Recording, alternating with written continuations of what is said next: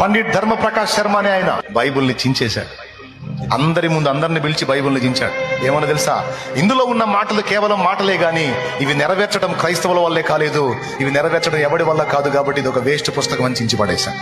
కొద్ది కాలం తర్వాత వివాహితుడయ్యాడు. ఆ వివాహం చేసుకుంది ఎవరన్నా తెలుసా? అనుకోని స్థితిలో ఒక దైవజనుడు కూతుర్ని పెళ్లి చేసుకున్నాడు. ఆయన అన్యుడు. ఒక దైవజనుడు కూతుర్ని పెళ్లి చేసుకున్నాడు. పండిట్ ధర్మ ప్రకాష్ శర్మ అని ఆయన. చేసుకునేటప్పుడే చెప్పాడు, నువ్వు క్రిస్టియన్ అని నాకు తెలుసు. క్రిస్టియన్ అంటే ఇక నీ బాధ్యతలు ఏమి ఎట్లా నెరవేరుస్తావో కూడా నాకు తెలుసు. ఇక మీ బాధ్యతల్లో మొట్టమొదటి బాధ్యత ఏంటంటే పక్కోడికి చెప్పడం.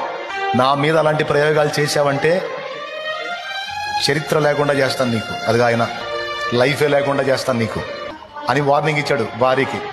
ఎప్పుడు మీ దగ్గర ఎత్తనంది దేవుని మాట ఎత్తనంది. సహోదరులు భక్త సింగ్ గారు ఆమె ఉన్న ప్రదేశంలో కూటం పెడుతున్నాడంటే ఆ రోజు భర్తను రెడీ చేసి ఆయన సాగనంపుతూ కాళ్ళకి సాక్షులు తొడుగుతా బూట్లు వేస్తా భర్తకి చెప్పింది, ఈరోజు కొంచెం పెందలు కట్టండి, నేను పుట్టినప్పుడు నాకు పేరు పెట్టినటువంటి దైవజనుడు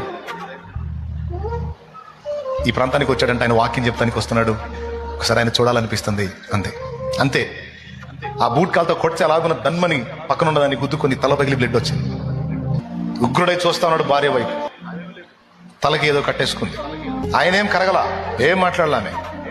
కారు దగ్గరికి వెళ్ళి ఆయన సాగనంపేటప్పుడు చెప్పింది, ఎట్టి పరిస్థితుల్లో మీరు వస్తారు అంది. నేనంటే మీకు చాలా ఇష్టం, తప్పకుండా మీరు వస్తారు. కారులో కూర్చొని ఆలోచించడం మొదలు పెట్టాడు. ఆ వాక్యాలు నెరవేరుస్తున్నట్టుంది ఈ అమ్మాయి. దేవుని యేసుప్రభు వాక్యాలు నెరవేర్చ సాధ్యమేనా? ఇంకా టెస్ట్ చేశాడు. చివరికి ఏమయ్యాడో తెలుసా? ఆయన మారి సేవకుడయ్యాడు. ఆయన మారి దైవజనుడు అయ్యాడు. ఏ స్థాయికి వెళ్ళాడు తెలుసా? ఇందిరాగాంధీకి సువార్త చెప్పిన వ్యక్తి ఆయన.